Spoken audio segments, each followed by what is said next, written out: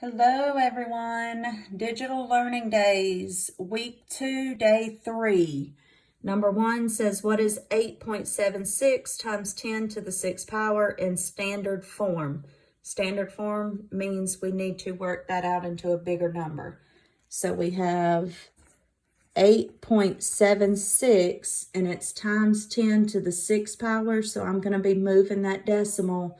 It's a positive 6. So I'm going to move that decimal to the right 6 places. So I've got 1, 2, 3, 4, 5, 6. And I'm going to fill in my empty humps with zeros. That's going to be 8, 7, 6, and 4 zeros. And then I count 1, 2, 3 and put a comma. 1, 2, 3, comma. So my answer is going to be 8,760,000. Number 2 says, what is the value of 3 to the negative 2 power raised to the negative 3 power? And the first thing we're going to do here is when you have a power to a power, you multiply. So negative 2 times negative 3 is going to be 3 to the positive 6th power. 3 to the positive 6th power. Now, because a negative times a negative is a positive, now my exponent is positive, so I don't have to go any further. Our instructions don't specify whether to leave it in exponential form or turn it into standard form. If we did, or expanded form, if we did expanded, it would look like 1, 2, 3, 4, 5, 6. This. So this is exponential form. This is expanded form. And then standard form just means I would work all of this out. And then 9 times 9 is 81. And 81 times 9 is 729. So that is standard form. This is expanded form. And this is exponential form, whichever one you want to put it into, because our instructions don't specify which one. Number 3, solve for R showing your work. So we have negative 5 equals 0.25 times 4 plus 20R minus 8R. The first thing I want to do here is distributive property. So I see a decimal. I'm going to want to use my calculator. So I have 0.25 times 4 is going to be 1. So here I have negative 5 equals 1 plus 0.25 times 20 is going to be 5. So that's going to be 5R because it's times 20R minus 8R. Now I have like terms that I need to combine. So I have negative 5 equals 1. Positive 5 and negative 8 is negative 3R.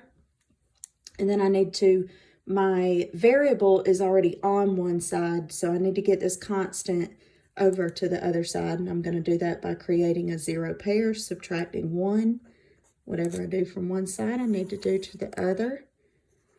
This creates a zero pair. Here I have negative 6 equals negative 3R. R is being multiplied by negative 3. I need to undo that by doing the inverse operation of dividing by negative 3. A negative divided by a negative is a positive. R equals 2. And I can go back and substitute that back in to check my original problem to make sure that I'm correct. So I would have negative 5 equals 0.25 times 4 plus 20 times 2 minus 8 times 2. And that's just everywhere I saw the letter R, I put in the number 2. And then I'm going to go through and follow order of operations and do, that should have 2 parentheses there. So I'm going to do 20 times 2 is 40, plus 4 is 44, times 0.25. That's going to give me 11. So I have -5 equals 11 minus 8 times 2 is 16. -5 equals 11 minus 16 is -5. So -5 does equal -5. So I know that R does equal 2. Number 4. What are we on here? Day 3, number 4. Find the volume when given a sphere with a diameter of 4 meters. Use 3.14 for pi.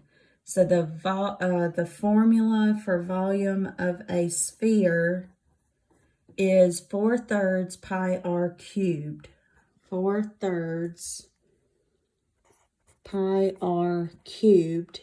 And it tells us, so we have 4/3. It tells us to use 3.14 for pi. And my diameter is 4. That means my radius is half of that, which is 2. So that's 2 cubed. So then we have 4/3 times 3.14 times 2 cubed, which is 2 times 2 is 4 times 2 is 8.